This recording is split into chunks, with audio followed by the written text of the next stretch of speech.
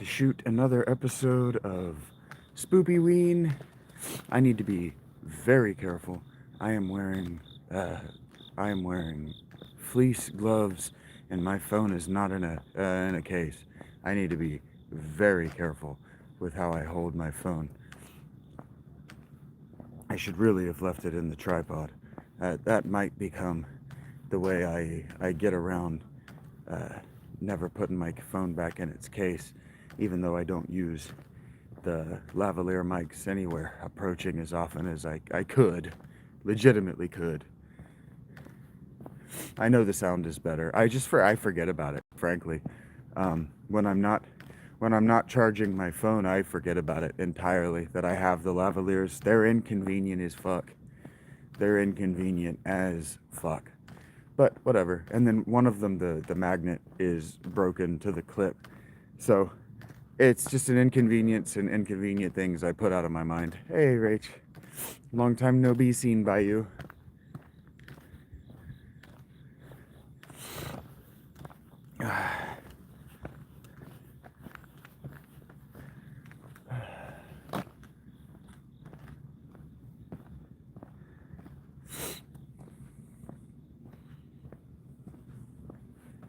We're gonna get back to the tent.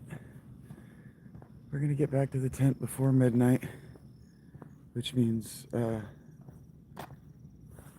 barely before midnight.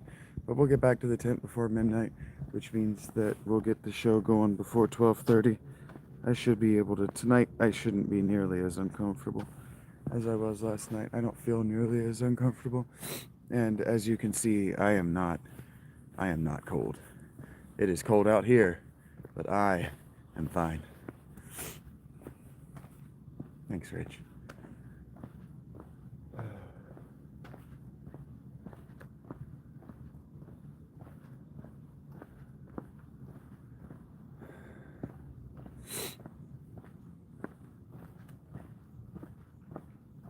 I'm glad to hear it. So, Factorio is a go. Factorio is one that I can play live. It doesn't matter. It doesn't matter when you drop in. There's no story. I could just play it. Whatever. That works for sure. That works. And then Hades will definitely work.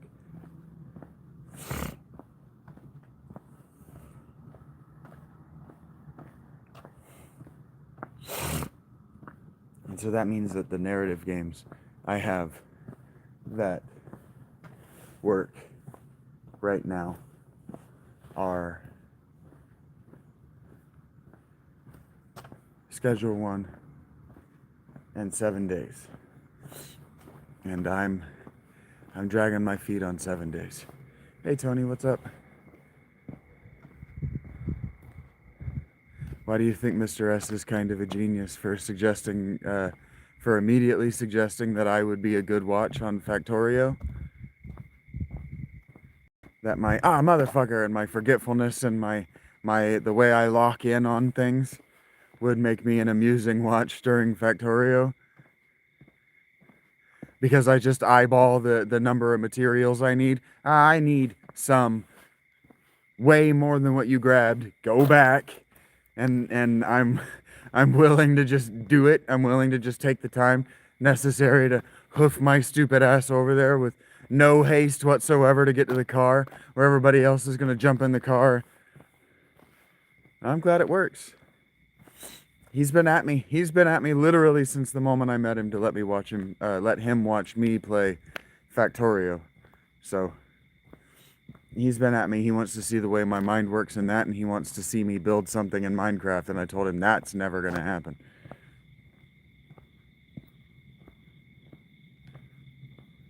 I haven't seen highlights or anything from that one, Dak.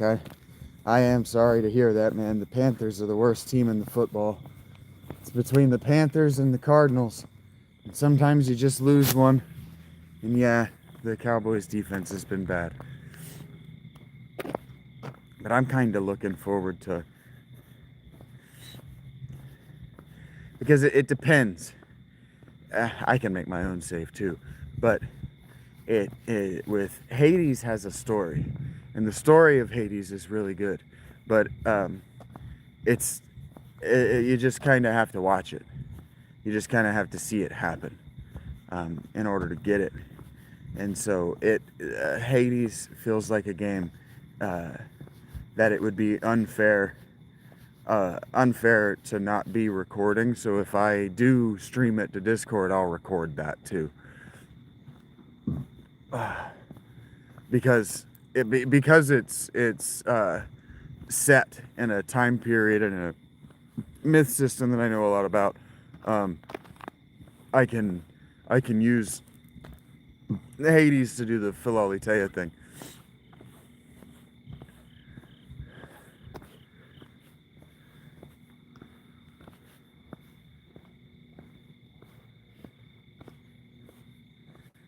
The Mariners are about to get to the show. Heard that. Okay.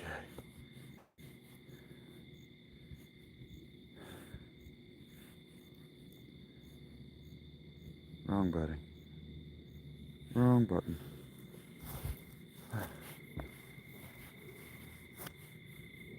No, it didn't rain. It's just misty.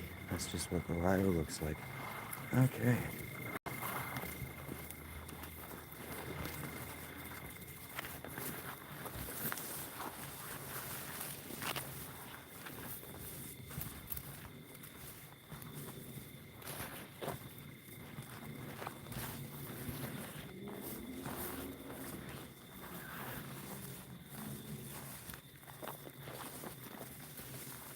Turns out the reason my legs have hurt my whole life is because my shoes have been bullshit.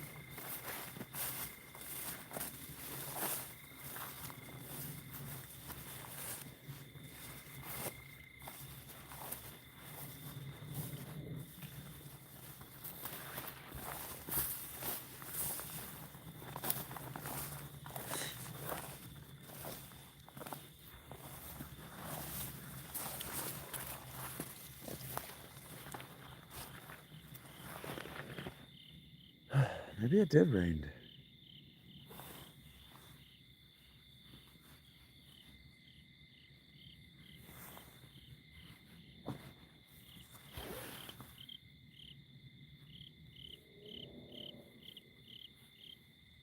Huh. I really need to fix that. Really need to duct tape it. I haven't felt like walking around back there, to be honest with you. Just haven't felt like walking around back there. Doodle-doodle-doodle. Upsy daisy. And are you gonna turn on and stay on, or are you gonna immediately turn right back off? Voila! Ha ha, oui oui. C'est normal. Okay.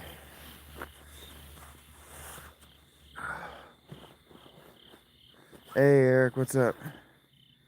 Do do do do do. Boop down.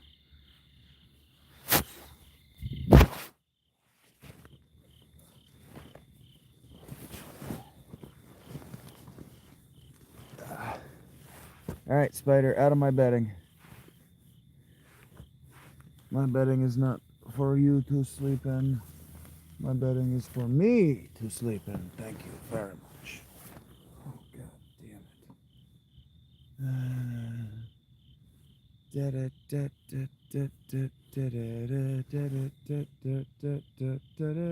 it. All right. There's them's off.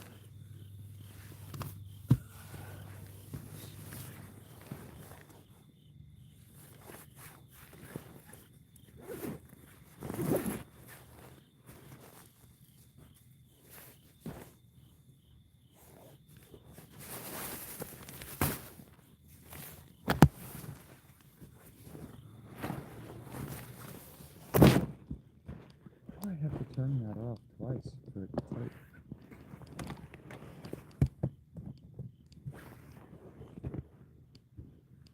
Why was it even on?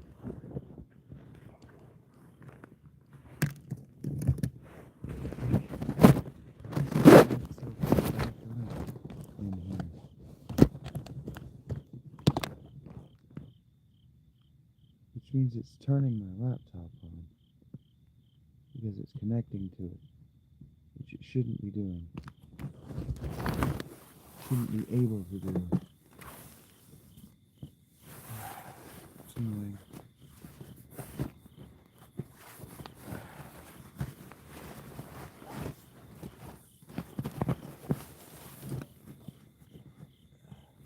Some days it feels like an unending litany of annoying shit that doesn't need to be happening to me. Just could just not happen.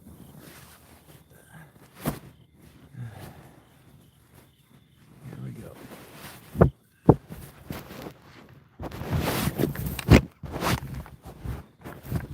Spider pal, you just don't want to be in my bedding. I live here.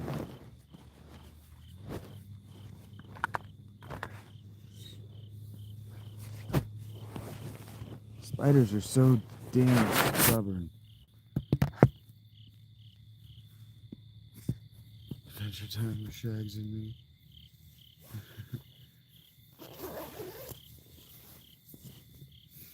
Yeah, hanging with Mr. Shaggy. Oh yeah,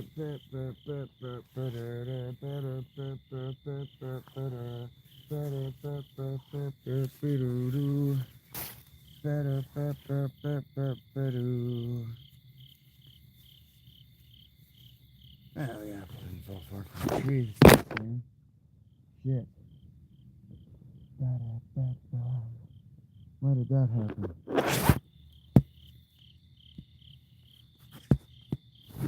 Fuck. This is what I'm talking about.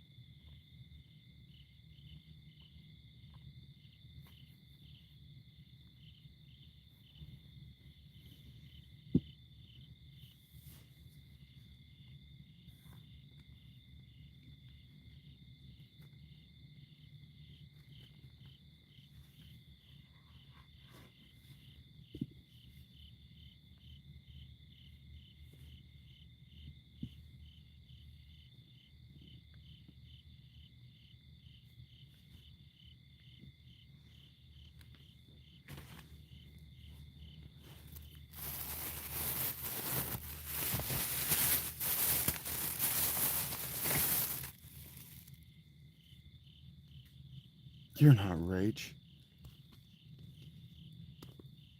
Rach isn't that funny.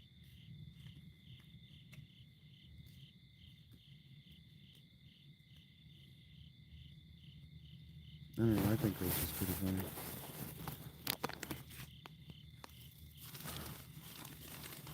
She makes me laugh.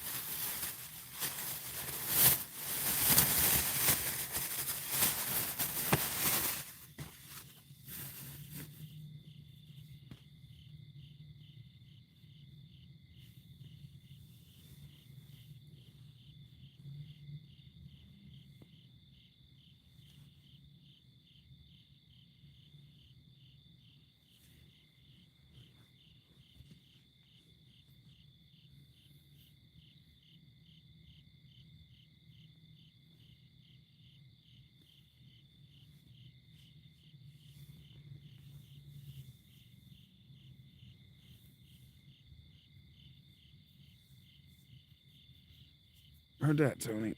Stay dry, buddy.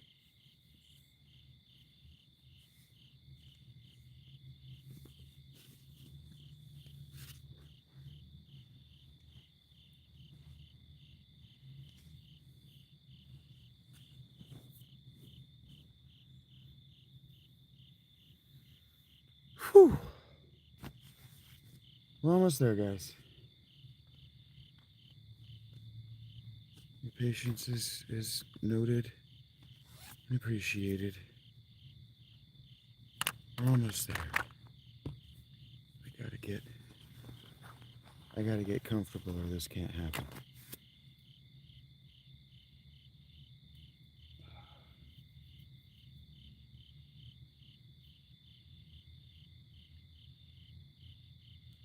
That's the first thing.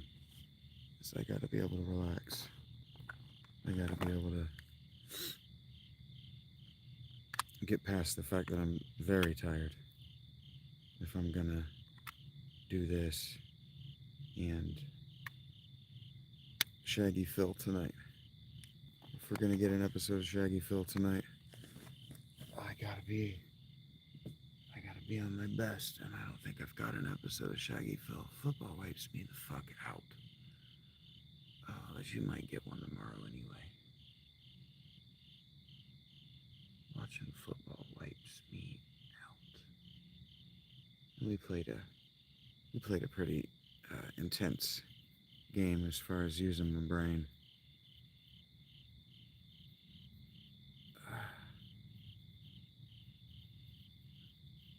Okay, we're almost there. I'd say we're further than halfway. For those of you who need an ETA.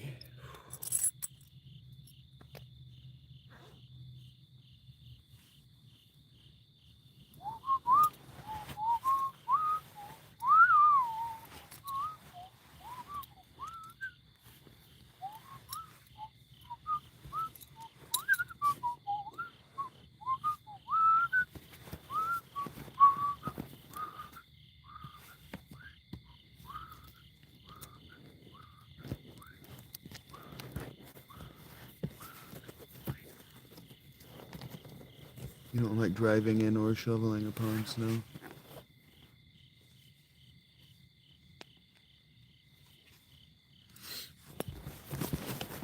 Well, luckily, Shaggy Phil doesn't live on a schedule, so late is relative, right, to just how frequently I was able to post it before. God damn it. And now you died. That's how you died, Spider. Dumbass.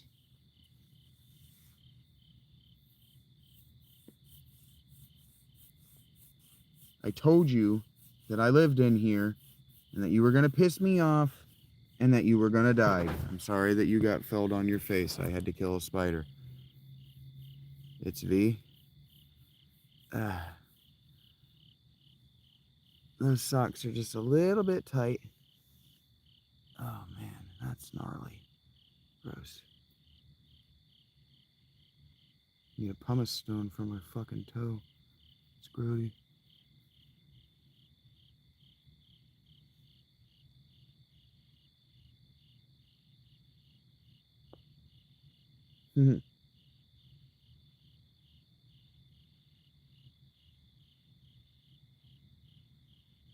That's a gnarly callus too. It's grinding off the outside of my foot.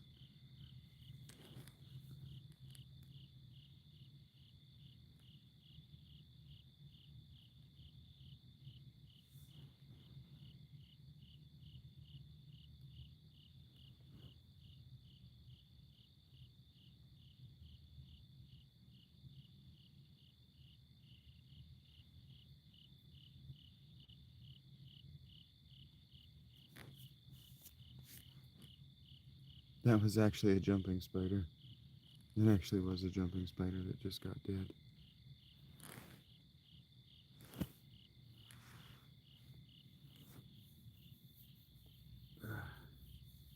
My feet are just slightly bigger than they were last year.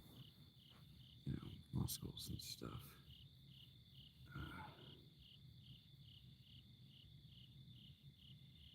Actually funny how different they look from spending so many months in sandals.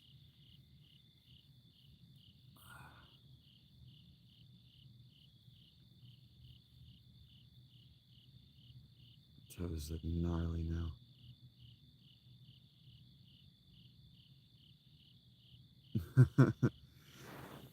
Well, I said early on in this process that one of the things I was going to sacrifice is my beauty. my toes are not skinny, elegant little foot fingers anymore, man. They are gnarly now. They just look like big ugly thumbs now. Yeah, I know they're curious and friendly, and I know they don't bite. I don't want it in my sleeping arrangement. I kept trying to scoot it out of my tent, and it didn't want to be scooted out of my tent, and now it's dead. Because spiders are fucking stubborn, man. They're used to being an apex predator or something approximating it in their niche.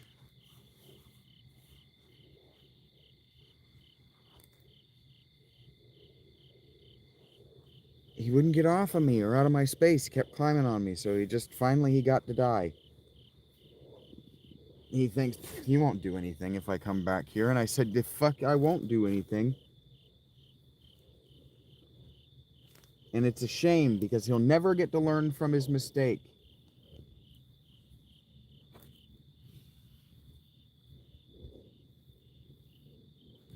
It's like it's a shame that my mole friend died. He'll never get to correct for his mistake either. I don't know what his mistake was. I don't need to correct for it either. It is very unlikely that I am ever going to be running through a field without eyes. You love my rage on the spider. Well, he violated my person multiple times. I used my words, and that didn't work, so we escalated to violence. And violence has solved my immediate problem. Spider being on my person that I don't want on my person. Could I have solved it differently? Sure. I do crash outs on spiders.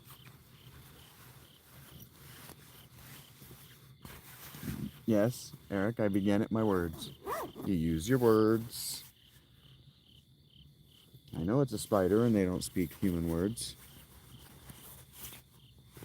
It doesn't need to know that. I am satisfied my checklist. I rage quit the spider, that's exactly right. I rage ended the spider. It will never again offend my sensibilities or my person. Okay.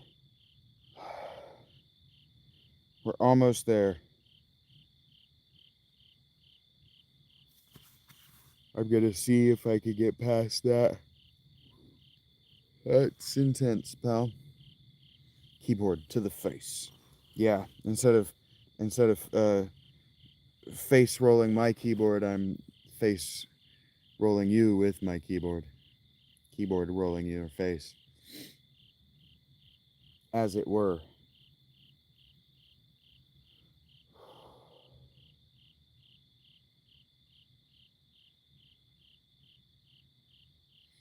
Anyway, I haven't showed you this.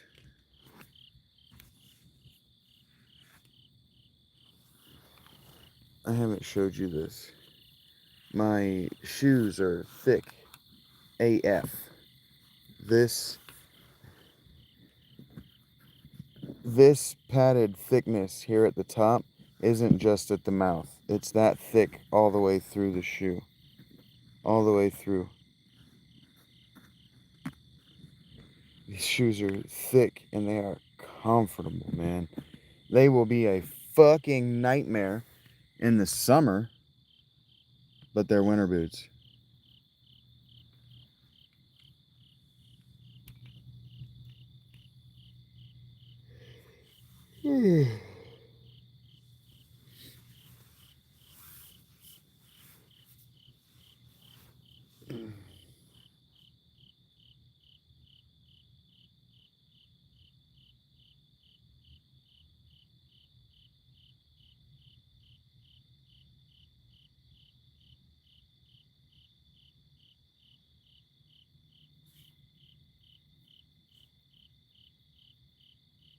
Yeah, they're nice.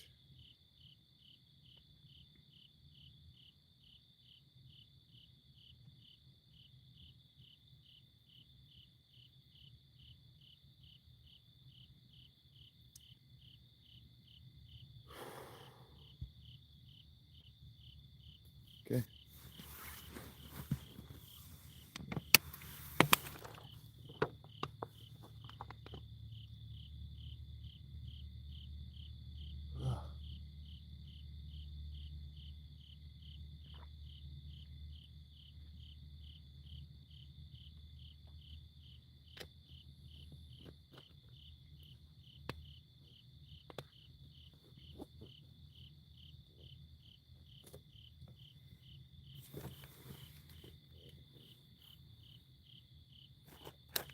Yeah, the crickets are nice.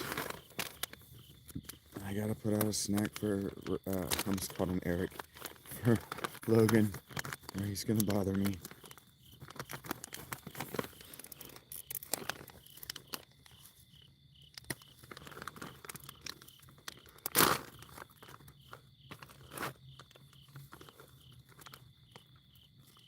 Gotta feed Eric or he won't stop bothering me.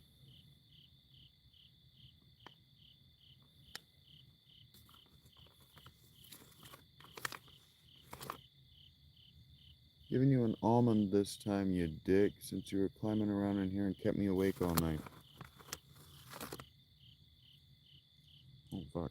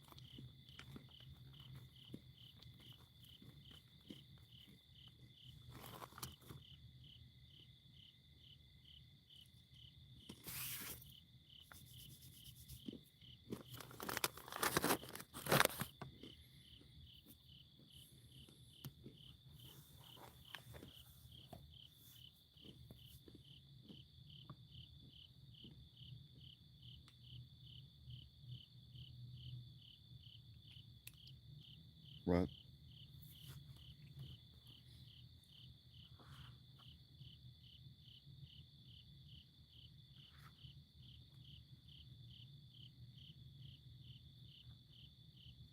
Lucas's name is Eric now?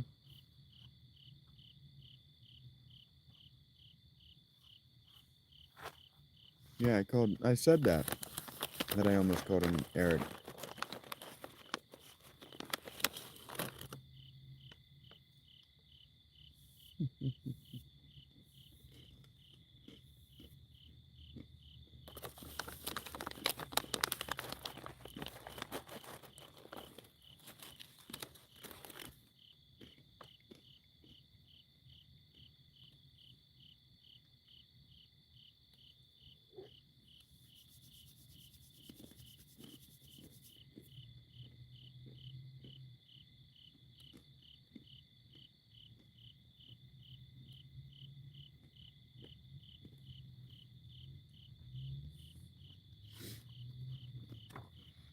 Alright, nerds.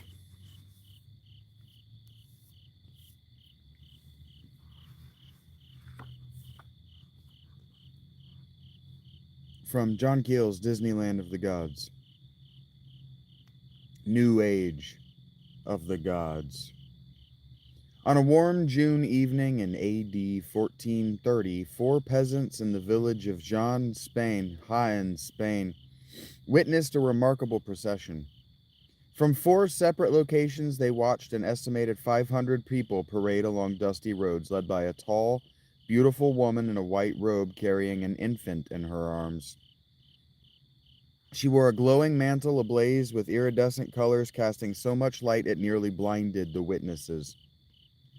The procession was headed by 7 youngsters dressed in white and bearing white crosses, followed by 20 priests marching in 2 rows, all chanting in an unintelligible tongue. Hundreds of people swarmed behind them with hordes of barking dogs bringing up the rear. Now,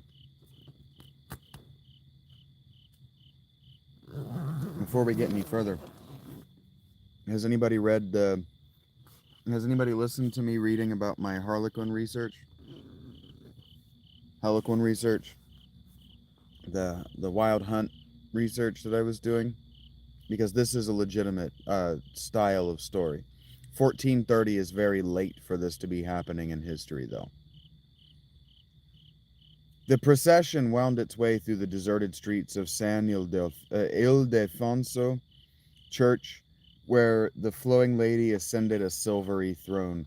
Suddenly, at the stroke of midnight, the entire mob vanished inexplicably, leaving the four amazed peasants standing alone in the darkness.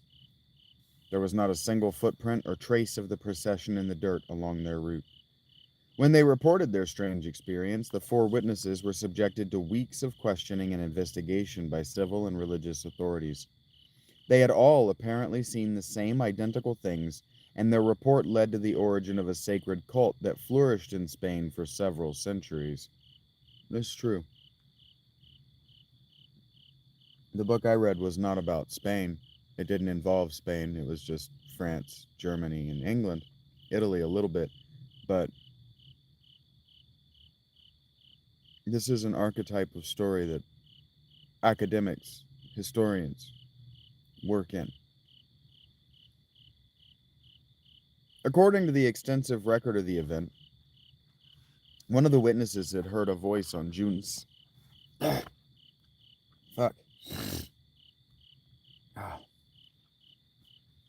on June 7th and 8th, which whispered, "Do not sleep, and you will see good things." Source: Nuestra Señora de la Capilla, Madre Patrona y Reina de Jaén, by Vincent Montuno Morente, published in Madrid in 1950. The procession appeared at 11:30 p.m. on the 10th of June. This is a normal kind of thing. And the Stay Awake and I'll Show You, the Stay Awake and I'll Show You Good Things, there was one of the books that I read for you, there was a story about a guy who, his brother died, and his brother came back from the dead to tell him all the secrets of the dead if he would just take his hand. If you just take my hand, I'll give you all the secrets of the afterlife, because God has given me permission to do this because of my great love for you as my brother. And he refused.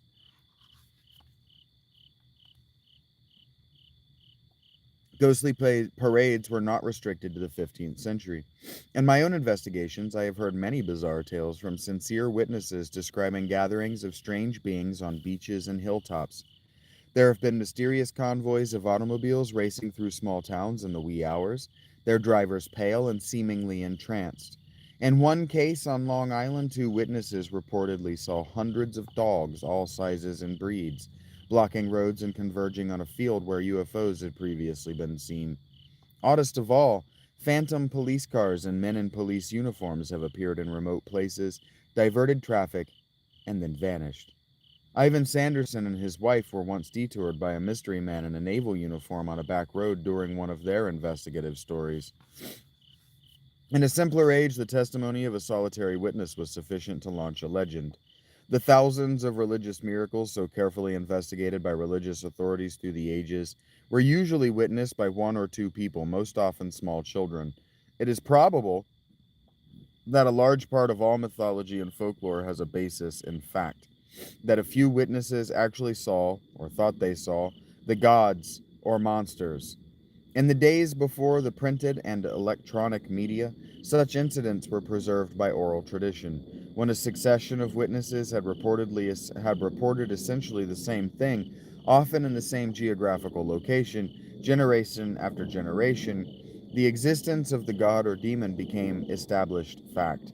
Even the most hard-nosed skeptic regarded the cumulative testimony as empirical. The gods of ancient India and Egypt undoubtedly found life in this fashion, just as Ashtar and his cronies from outer space are now becoming a part of our modern culture. The propagandists. All of the manifestations of the past have served one primary purpose. They have advanced belief in some theological, philosophical, or technological concept and supported one of the many frames of reference employed to hide the real nature of the phenomenon from us. They engage in what we now call psychological warfare, and they have always exploited our eagerness to believe. The modern UFO scene is a sociological minefield because it has produced a worldwide propaganda movement of willing evangelists advocating the existence of people from another planet who altruistically intend to save us from ourselves. The leading extraterrestrial proselytizers have not had direct experience with the phenomenon themselves. Most have not even seen a funny light bobbing across the sky. Nevertheless, they are convinced that someone out there, and that there is someone out there, and they happily spend all their time lecturing, appearing on radio and television, and making movies, advancing their ideas of the great benign invasion from the cosmos. There are obviously many grave dangers in this kind of blind belief.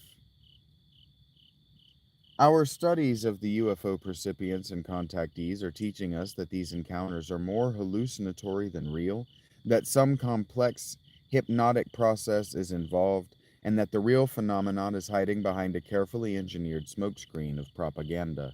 Those funny lights and their hypnotic waves of energy are part of something that is related to this planet and to us. But that something may be far beyond our meager powers of comprehension. There are forces that can distort our reality and warp our fields of space and time. When we are caught up in these forces, we struggle to find acceptable explanations for them. And then the manifestations begin to conform to that explanation, and so reinforce it. Every few centuries, however, we abandon the old explanations and come up with new ones.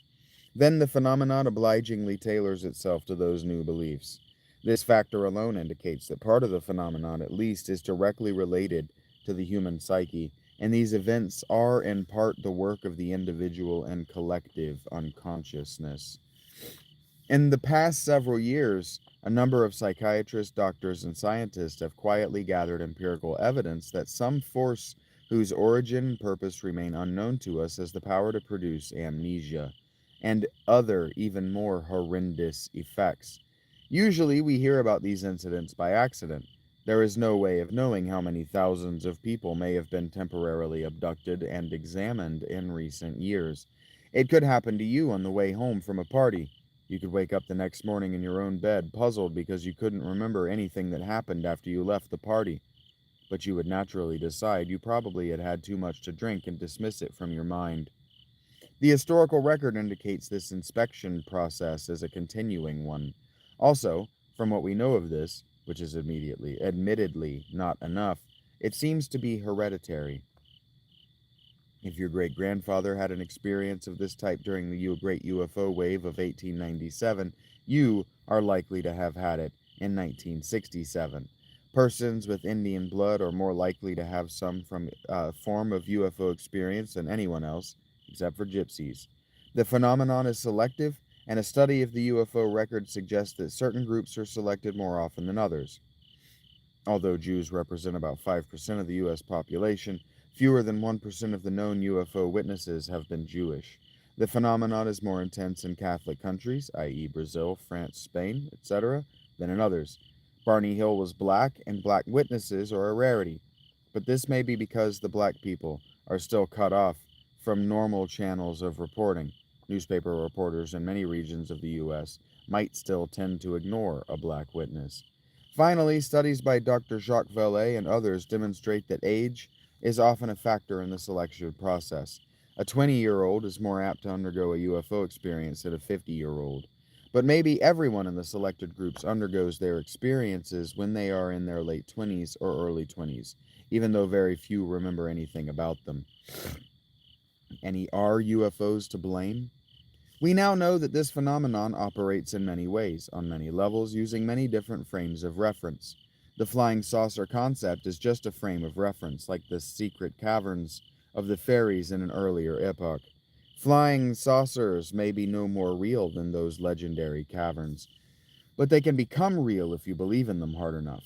For the past 40 years or so, a small knot of evangelistic types have served as unwitting propagandists for the phenomenon by trying to convince the rest of the world that flying saucers are real spaceships from another planet. Yet there is no more hard evidence today for the reality of UFOs than there was back in 1947. There is, however, now a considerable body of lore, a modern mythology based upon questionable observations and enthusiastic speculation.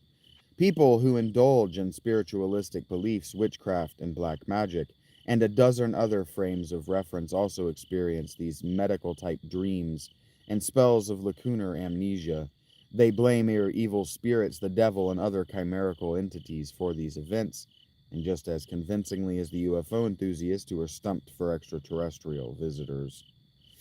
The true source of these phenomenon has concealed itself behind all these frames of reference by creating manifestations aimed at supporting each frame and advancing each particular set of beliefs. It, the source, is thus able to go about its mysterious business unimpeded while we all search vainly for visitors from space. Holes in the sky. This planet has always been a Disneyland for the gods. Since man first started swinging in the trees, he has been aware of the existence of another, higher intelligence, and he has lived in terrible fear of it. When he pronounced its name out loud, a sudden bolt of lightning would part his hair. The Old Testament is a chronicle of horror, describing an egocentric collection of supernatural beings who were always doing rotten things to gentle souls like Job. If we can believe all the myths and legends that have been handed down to us, man has just been a pawn in some unintelligible cosmic game. The gods have always been inimical to the human race. We now know that there are forces on this planet that can be invisible to our limited powers of perception. These are blobs of energy that can assume any form, create any belief system, distort our reality in any way they see fit. They are the Watchers, part of what H.G. Wells called WOW, Wings Over the World. They were probably here when giant saurians stomped about the planet. They probably watched the first male and female Homo sapiens scratching their flea-ridden bodies, and they separated those primates into leaders and followers and gave them obsessions and compulsions to wreck their simple lives. The first man to play with fire was probably opposed by a Hochstetter who denounced the flames as being unrealistic and dangerous. The history of the past 40 years shows how little we learn. The UFO mystery has been studied and solved again and again. First, there was Dr. Lane and his occult connection. By 1955, there was a wealth of literature, a small part of which a wealth of literature, a small part of which viewed the phenomenon with great accuracy and understanding.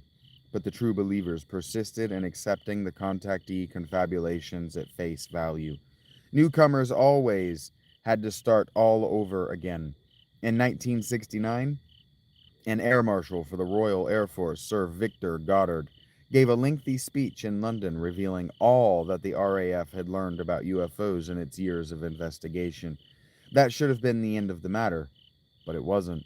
Sir Victor discussed many of the things that are described in this book, and the true believers were baffled, befuddled, and angry because he had failed to acknowledge the wonderful extraterrestrials. So the parade of ignorance continued. In the 1980s, the trance mediums of the old-time spiritualist seances have been replaced by channels, whereas the communicating entities of the late 1800s had posed as Indians, Tibetans, and Atlanteans. There was a big Lost Atlantis craze around the turn of the century. The modern channels were purportedly space beings, although one of the most popular was a woman who strutted about the stage claiming to be a 30,000-year-old Atlantean, spouting juvenile philosophy. The follower types have flocked to the channels and, in some cases, showered them with money, but it is all just a tired old game revived largely by a movie star, Shirley MacLaine, who has blundered into bewhiskered occult notions like reincarnation, crystals, and all of the basics of witchcraft. She took her show on the road, and many thousands of people paid $300 apiece to hear her message. People who had missed the great psychic explosion of the 1960s and early 1970s now embraced the New Age, which is why I was reading Jane Roberts. She's one of these New Age people. Pagan religions have also enjoyed greater popularity than ever. People suffering from the economic miseries of inflation, unemployment, and the grave decline of America's industries have turned to witchcraft and magic, spelled with a K, in the hopes that somehow they can manipulate the invisible forces that are the target of every prayer and incantation. Today, there are stores all over the country selling the things needed for pagan rites. We are clearly entering into a new age of magic while conventional religions wither.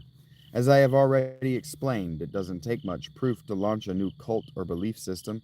Great religions have been founded in the claims of a single person who professed to talk to God, angels, and/or demons. George Adamski and others have built up worldwide followings on the silliest of assertions. The majority of people have a built-in urge to believe in something, anything. Those who are too pragmatic or scientific to accept religious frames of reference can get swallowed up in other belief systems, like ETs or eccentric scientific or political ideas.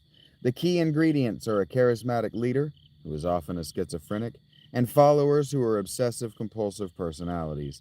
The Hochstetter types who will always appear after a frame of reference has been established have the same characteristics as the followers but are more extreme. They are true believers in the opposite of whatever the belief system may be. Like all the others, they can have a trigger which can set them off. Religious fanatics can be turned on with a single phrase from the Bible. All the assorted cults and groups of believers and disbelievers are beginning to froth at the mouth as we approach the end of the century. Almost every frame of reference is a set of established beliefs for the millennium. The Bible tells us that Armageddon will begin in a field in Palestine. In 1917, the phantom lady seen by 3 children at Fatima, Portugal, supposedly left a message about the end of the world, which believers have suffered through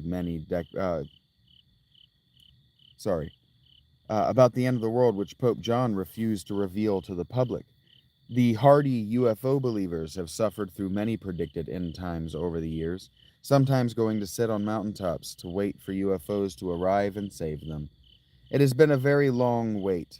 Almost every year, the UFO buffs have tensed their loins for a C Day, M Day, D Day, or just plain evacuation day.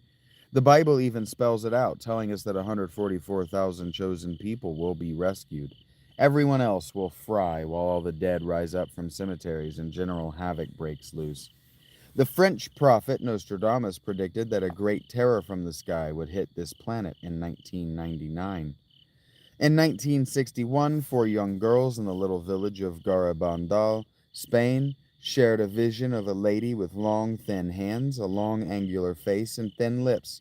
On the lady's right, they said they saw a square of red fire forming a triangle with an eye and some writing. The lettering was in Old Oriental script.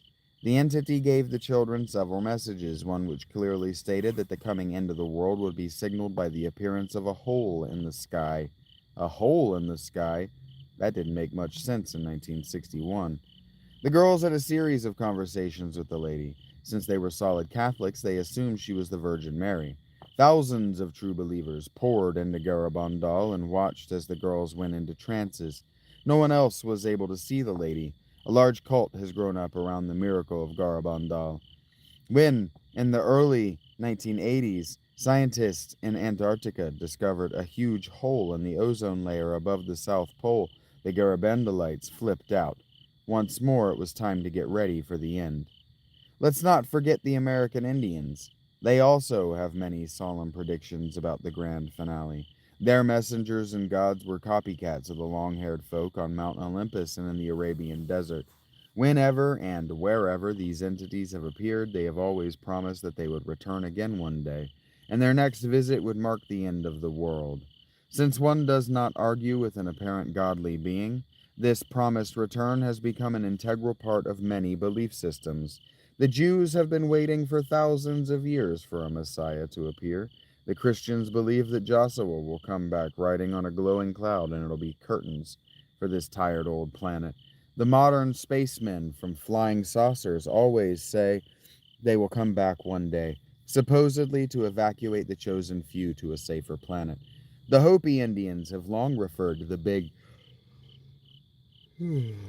powwow in the sky as Purification Day. Other tribes have labeled it the harvest. The harvest? Ancient Navajo legends state that the first sign of the approaching end will be the appearance of a nine-pointed star. There have been many sightings of nine-pointed UFOs in recent years. Many other ancient prophecies are coming true in these closing years of the 20th century. Across the planet, millions of people are already mentally packing their suitcases. There have been countless dry runs of the end of the world, but somehow we never seem to learn. A large number of people believed that 1844 was going to be the big year, and there was almost wholesale hysteria in 1899 when everyone was convinced there would be no 1900. Spiritualism had started in earnest in 1848, and by 1899 nearly everyone was talking to a wide assortment of spirits who, as always, were filled with lies and fiendish pranks. Today, the channels are repeating the same charade. You can bet your britches that there will be a growing cacophony of end of the worlders as we plunge into the 1900s. Sorry, 1990s. The same antiquated scenario will be played over and over again. By 1999, there will be a kind of universal panic. When the very first atomic bomb was exploded in New Mexico, the attending scientists made bets among themselves. Some thought the bomb would set off a chain reaction that would destroy the whole planet. Others bet it wouldn't. Fortunately, the optimist won the bet. In a way, I am making the same bet. I agree with the Bible, but the end will come suddenly like a thief in the night.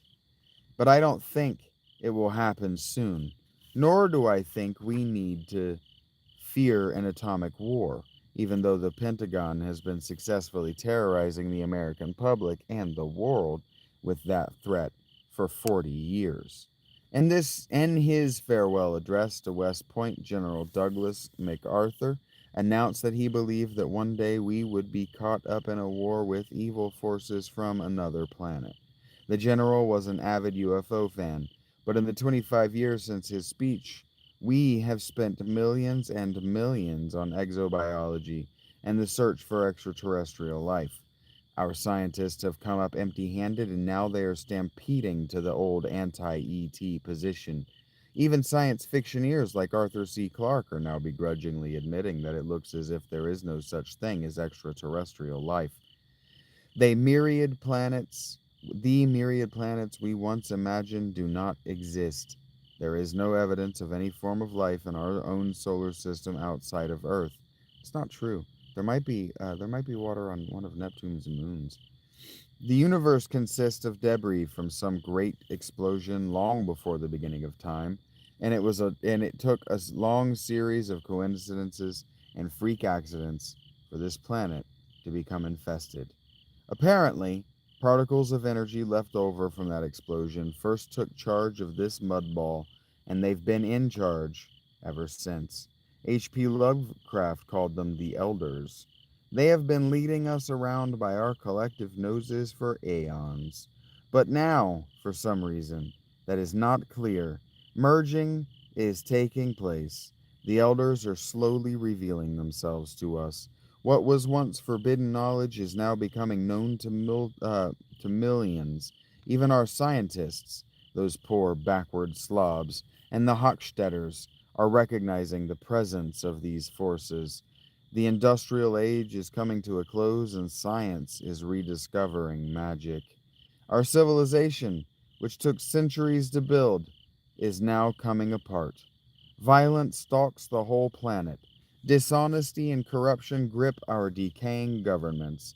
Our schools have become warehouses for children who, thanks to the Pentagon's terrorist campaign, have lost interest in our fragile society. But is it the end time? Or is there a new beginning somewhere in the new future? The last laugh. They've got us surrounded, those chimera of the ancient Greeks, reeking with fire and brimstone, still stalk us. The tall, hairy monsters with the glowing red eyes march through suburbs in Ohio. Kangaroos prance around New Hampshire. Dinosaurs frighten motorists in Texas and pygmies in Africa. 9-foot sea serpents frolic in lakes with only a few inches of water in Ireland. Little green men visit Brazilian farmers and French vineyards. Tall, long haired gods in shining armor chat with sign painters in New Jersey and fertilizer salesmen in Nebraska. Weirdly iridescent wheels of light pursue airliners in Alaska and lonely motorists in the Ozarks. Aside from the small band, I think I actually fucked up, but anyway, aside from the small band of Forteans scattered around the world, nobody seems to notice all aspects of this phantasmagoria. It has been going on since the beginning of our race, and it will continue long after we have shipped out to another planet, because our prophets have warned us that this place in space is unsafe. We have never learned. Thousands of years ago, the authors of the Bible told us to beware of those who claim to represent distant states, powers, and principalities. Did they mean those sly characters who now profess to be visiting from other planets? Undoubtedly. The RAF tried to tell us about these things in 1969, but the believers went on believing. Belief is the enemy. These myriad creatures are not real in the same sense that a gorilla is real. They march across muddy fields, leaving tracks that end abruptly as if they had vanished into thin air. Then the sad, misanthropic Hochstetters attack the witnesses, lending their peculiar brand of lunacy to an already lunatic situation. Large groups of people often see astonishing things in the sky. Like our monsters, these things also come and go in a mysterious manner. Countless witnesses have said they've vanished like a light bulb going out. Again, the Hochstetters have simpered and snickered. Such things, since such things can't be within the confines of our reality, the witnesses must all be liars or kooks, that is. The truth is that we are dealing with distortions of reality, with hallucinations and transmogrifications, with energy forms that feed upon magnetic storms and sometimes upon living things. The evidence is in. The answers are here. But the believers do not want crass scientific answers to the complex notions of their theologies. They want their beliefs confirmed, not explained.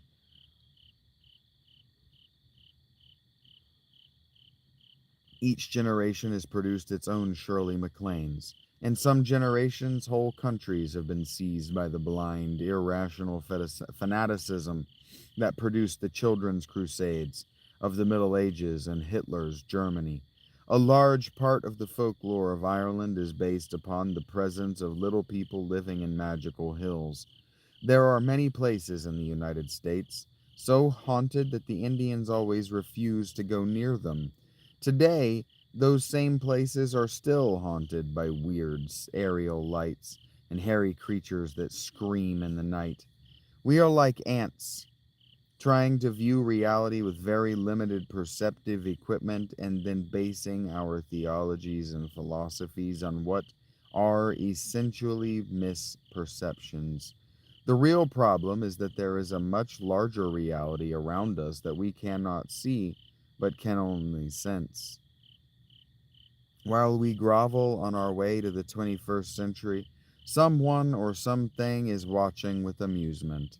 Like Columbus, we don't know where we've been, where we're going, or even where we are. The coming of the new age. Oh, guys, I don't know if I can finish this. I'm actually falling asleep.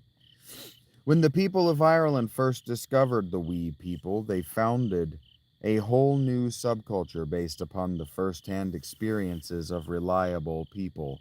Similarly, the outbreak of UFO contactees in the early 1950s led to the creation of a whole new belief system.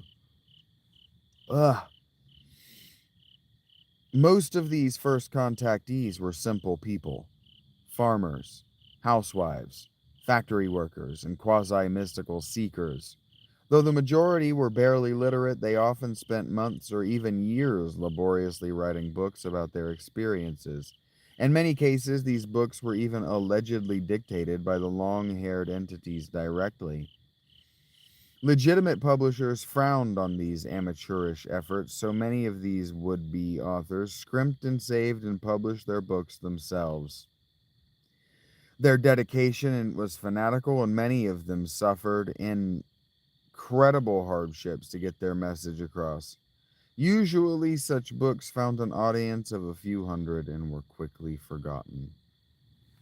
One recurrent theme in this offbeat literature of the 1950s was the prophecy that we were about to enter a new age, an age where there would be a wholesale stampede to the occult, to Ouija boards, tarot cards, and astrology. This prediction seemed patently ridiculous in 1955, when we were in the midst of total materialism and preoccupied with the expansion of our technological society. Nevertheless, New Age groups sprang up around the world, issuing newsletters filled with messages from the sky people and prophecies of the brave new world. The press and establishment science snickered. Flying saucers and long-haired space pilots were so much rubbish, and the world was now too scientific and too reasonable to ever again take a serious mass interest in the occult. The New Age people and the UFO contactees would have the last laugh. The revolution of the mind. The 1960s became one of the most important periods in human history, not because the world embraced the occult anew, though it did, but because the mysterious intelligences of some other world began to intersect with our own, just as they had done in very ancient times. Their influence upon the human condition was widespread and subtle. It engulfed a whole new generation, beginning with culture and music, just as the ancient sky people influenced early culture and introduced art, storytelling, even dance. Experimenters with LSD discovered they could sometimes induce hallucinations, there we go, identical to the visions of the earlier mystics and contactees. The frightening drug culture burst onto the scene. In Liverpool, the Beatles revolutionized music almost overnight. The long hair they affected in 1964 seems silly to most of us, but within 3 years, long hair had become the badge of a whole generation. Eccentric dress became the norm. A new kind of nonconformist conformity swept over youth around the world, spreading out from England and reaching even behind the Iron Curtain. Simultaneously, also in 1964, UFO sightings increased phenomenally everywhere in the world. A new breed of contactee appeared. The long-haired sky people were now stopping lawyers, doctors, government officials, police officers, and newspapermen on deserted back roads. Unlike their zany predecessors, most of these new contactees remained comparatively silent. A few, like a prominent physicist in California who underwent contact in 1966, tried to rationally apply the teachings of the sky people. Interested groups of educated people clustered quietly on college campuses and institutes of higher learning, exchanging news of the sky people. It took a while for the press to catch on to what was happening. The dam didn't burst until March 1966, when finally the multitude of UFO sightings began to make the headlines everywhere. Flying saucers became a 90-day wonder again. National magazines like Look and Life were filled with UFO stories. The U.S. Air Force squirmed uncomfortably and handed the whole mess to a group of scientists at Colorado University. Meanwhile, the predictions of the New Age groups of the 1950s were going to pass. Millions of people began to explore the psychic and occult literature after having UFO sightings and psychic experiences of their own. By 1970, Ouija boards were outselling Monopoly sets. Changes in the pattern. Flying saucer sightings and incidents remained at an all time high from 64 to 68, and then they seemed to die away. During that period, UFO contacts occurred on an unprecedentedly high level. Many of the people who had uh, these experiences showed peculiar changes of personality and lifestyle. Some divorced their wives and abandoned their careers. Some became convinced that they were space people themselves, like the West Virginia high school teacher who soberly informed his students that he was really a Venusian, or the Nebraskan police officer who sacrificed a promising career after his UFO experience. On more tragic levels, there was an increase in the number of murders and crimes carried out by people who claimed the space people had ordered them to do it, and multitudes of young people were marching to a different drummer, tuning in and dropping out, rejecting the materialism of our society, going off to live in caves in the Mediterranean islands or in the forest of Canada. High schools and colleges around the country installed courses in witchcraft and the occult. Black magic and even Satanism replaced the goldfish swallowing collegiate fad of yesteryear. 14-year-olds held serious discussion of reincarnation and their past lives. Men and women accepted or rejected each other according to their astrological signs. All of these things took place in unison during a single epic decade. On the good side, on the good side, our technology was doing to our planet, the early UFO contactees had been warned of this very thing. Frenetic movements such as women's lib, civil rights, and the sexual revolution all began to take inroads during this period, altering our sociological structure dramatically and producing political reforms. Each of these movements had their prophets and visionaries and illuminated leaders. The term consciousness raising became a part of our new vocabulary. In July 1969, men walked on the moon for the first time, achieving an ancient dream and perhaps fulfilling some important but mysterious phase of man's destiny. That same year, Colorado University informed a weary public that UFOs shut down Project Blue Book. Its flying saucer investigation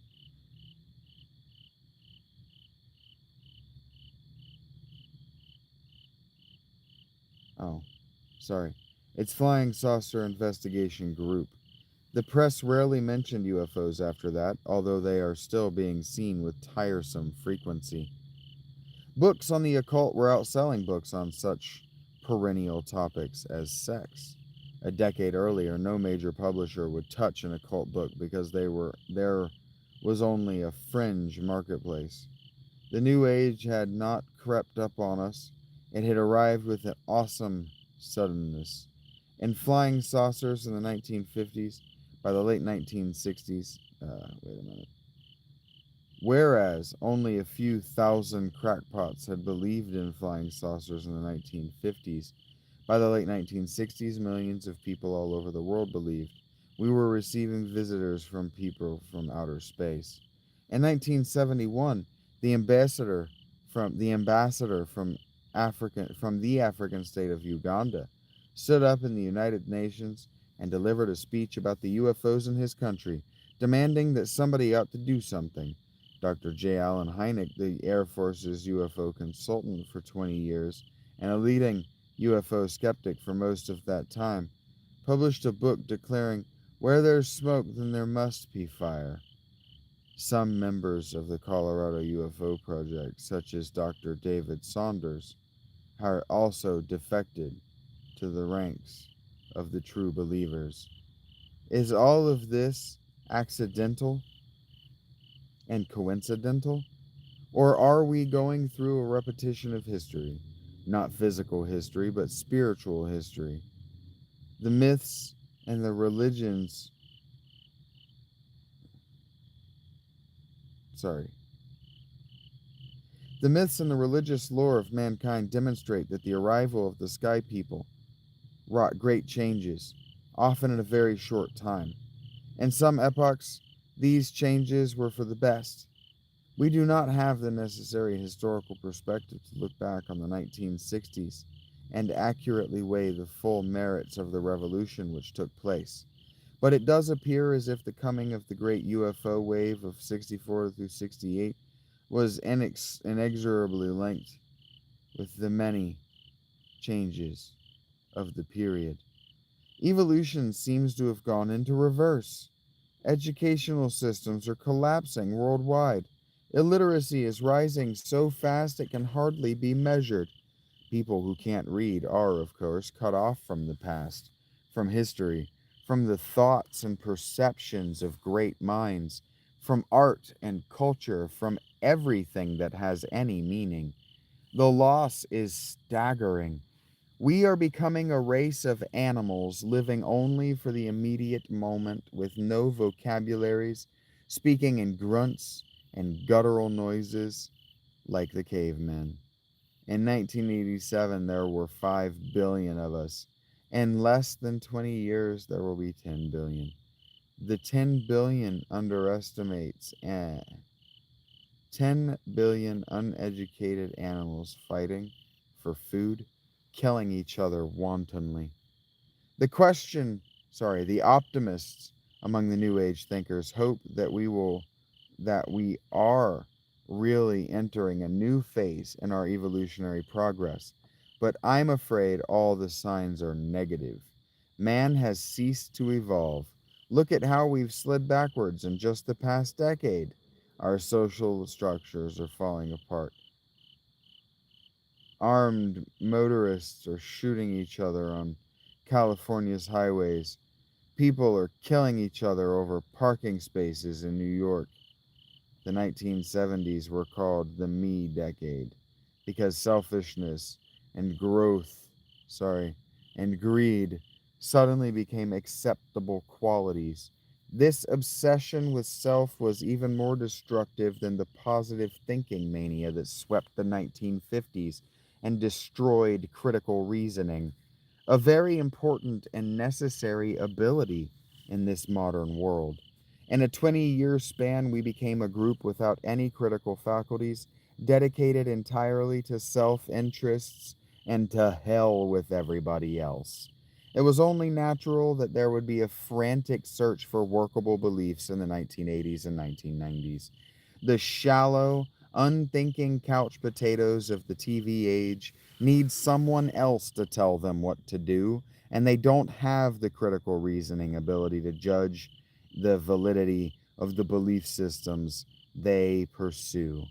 We are biochemical robots helplessly controlled by forces that can scramble our brains, destroy our memories, and use us in any way they see fit.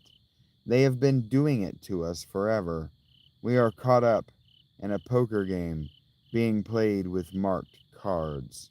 Yet, in the closing years of this century, we are like the inveterate gambler who, when informed that the game is crooked, shrugs, and says, I know, but it's the only game in town.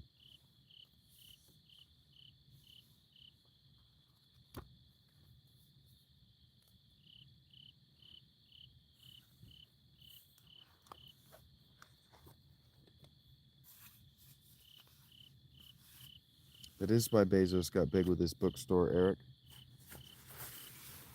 You could buy this stuff. You could educate for the first time. You could self-educate in a real way. Amazon made homeschooling and self-education by reading all of the literature that had been kept away from us in bookstores possible for the first time. It did. It made it possible to buy this. John Keel was printed for me by Amazon. Jeff Bezos made this thing we're doing possible with Amazon.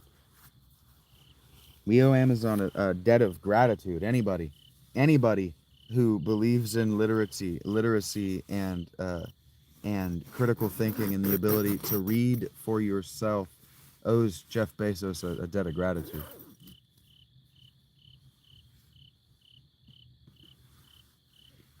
Yeah, Y2K was predictable in the 80s. Yes, Rach. No, we couldn't know to what degree we would be dependent. We couldn't know that we would be dependent on computers to that degree. But in 1987, he's telling you that there were already Y2K cults in 1987. Yeah, yeah, they did. Heaven's Gate used the internet to proselytize.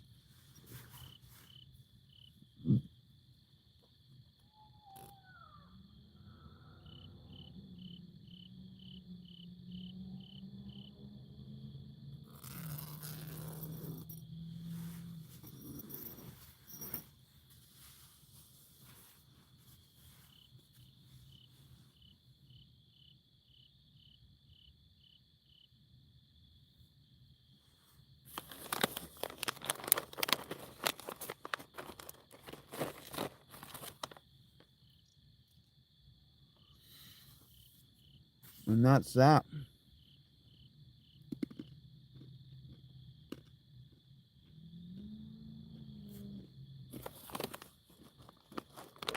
All came from books.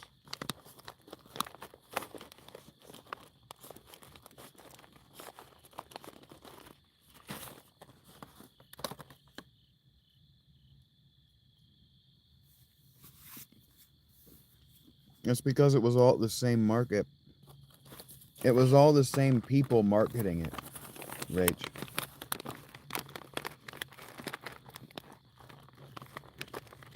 It was all the same novelty entertainment. It was the same people. It was the same groups. Yeah. It was considered a parlor game for adults.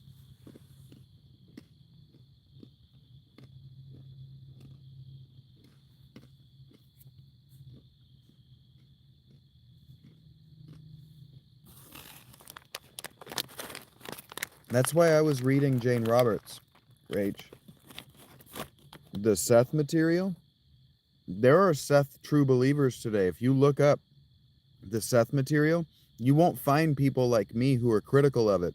You'll find people still pushing it as real and true.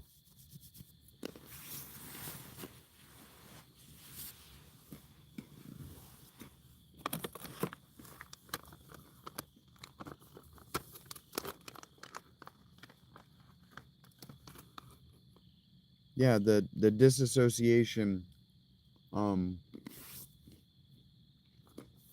rot media that we have available to us is significantly greater now than it was in the 80s. Television was basically the worst thing you could do with your time back then.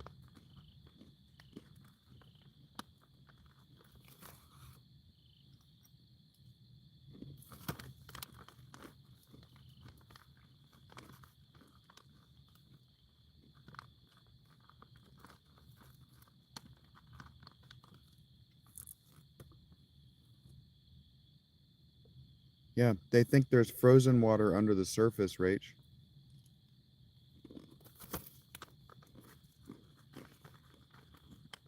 And the panspermia theory of life thinks that our life actually came from Mars.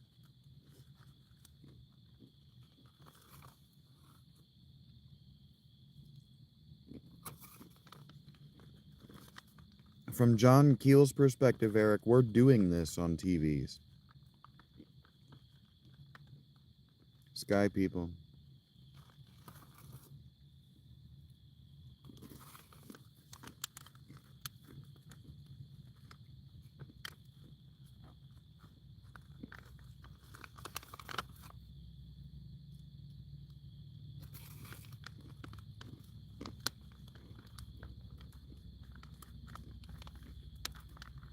I don't have cause to believe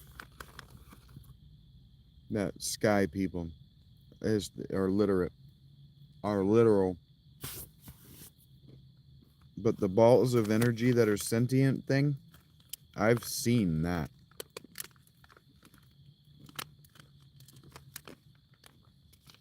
Well,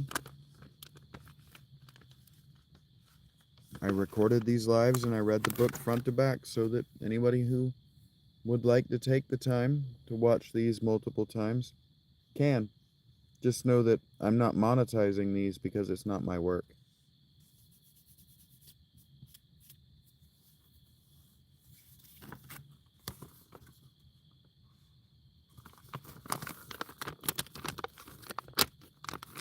I'm not monetizing these with ad rev because that would be copyright theft. That would be intellectual property theft. I mostly read these and then told you how he was wrong.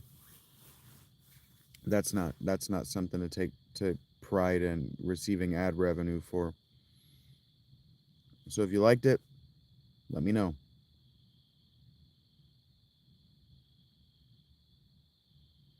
We will continue tomorrow with another book.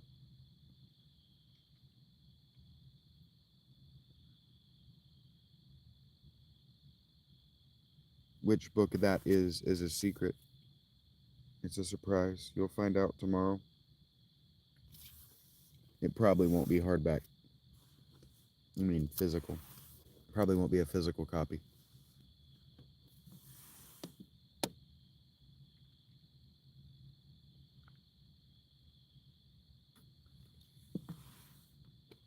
Surprise, secret, what's the difference? Like, effectively, what's the difference? Yeah. Just get excited about it. It's going to be a good time.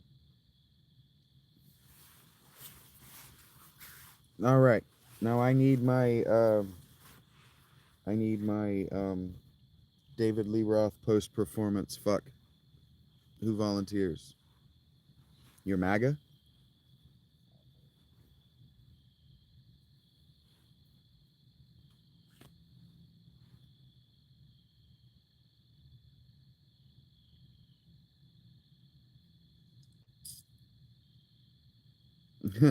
I hear you, Eric.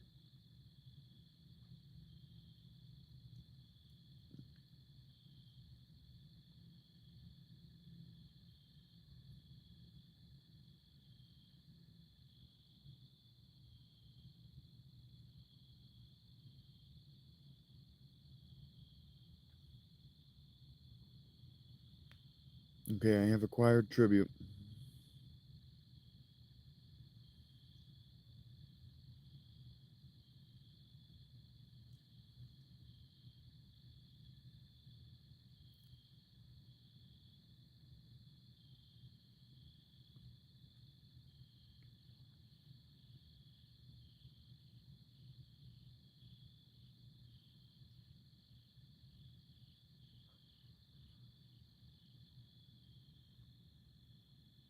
A nuclear-powered electromagnetic or electromagnet?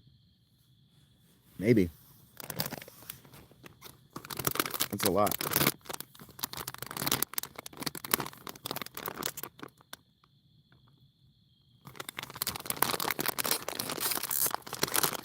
I am dedicated.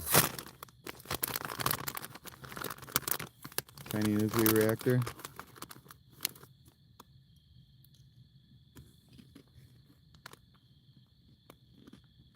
Eat my butt.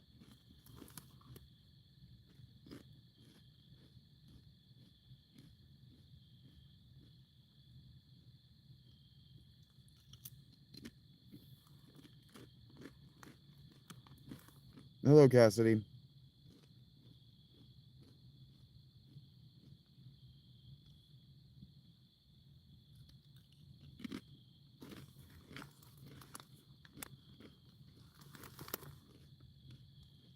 My head was literally giving me this, and I was waking myself up, hearing myself reading, like, oh shit.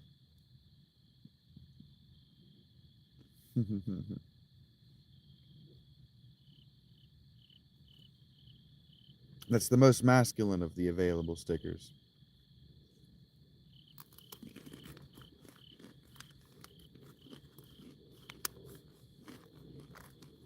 Thank you, Rage.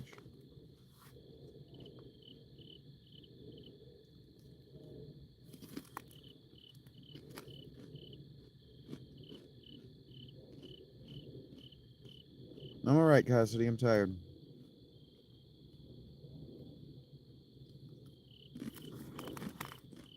It's been a long day. If it's after midnight, I've done 12 hours.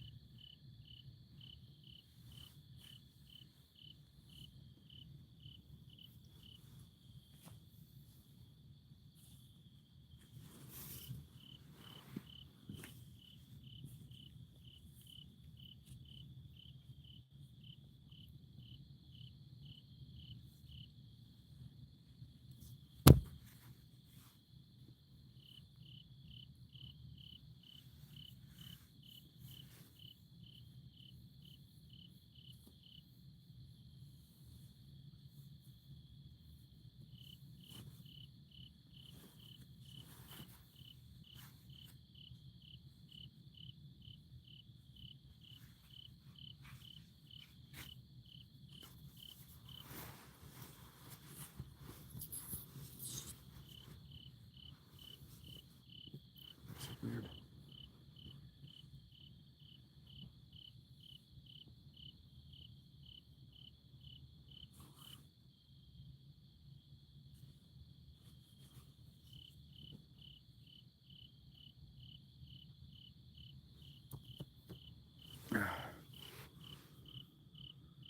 Okay.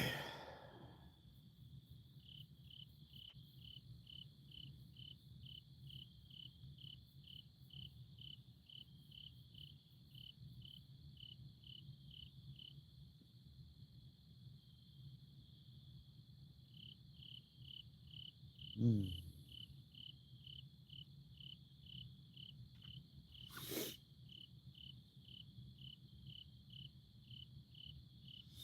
Yeah, it's sleep time. I can barely keep my eyes open.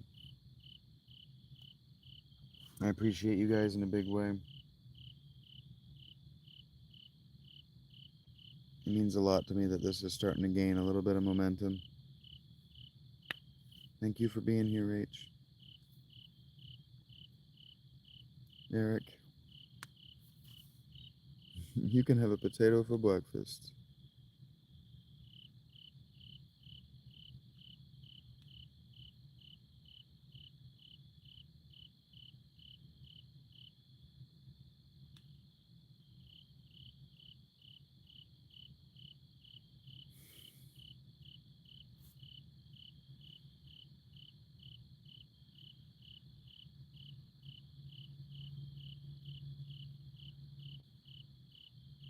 Yeah, Eric?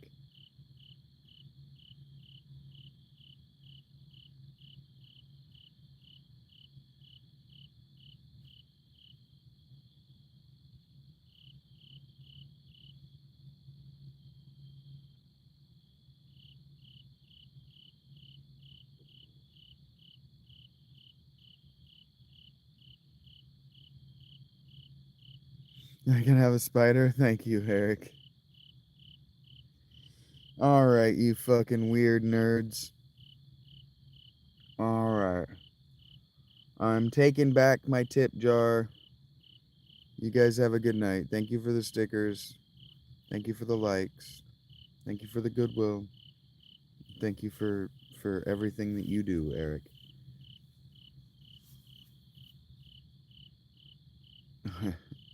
I'm gonna go to sleep. There will not be schedule one recorded before my next sleep. If you get one posted tomorrow, which doesn't make sense. I don't like competing with NFL days. Um, Well, see,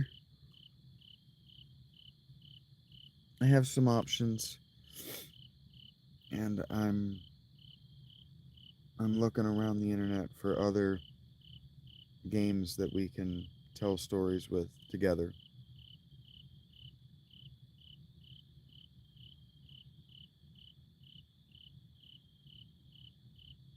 Thank you.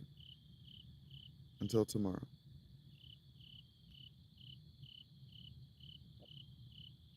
I'll listen tomorrow, Eric.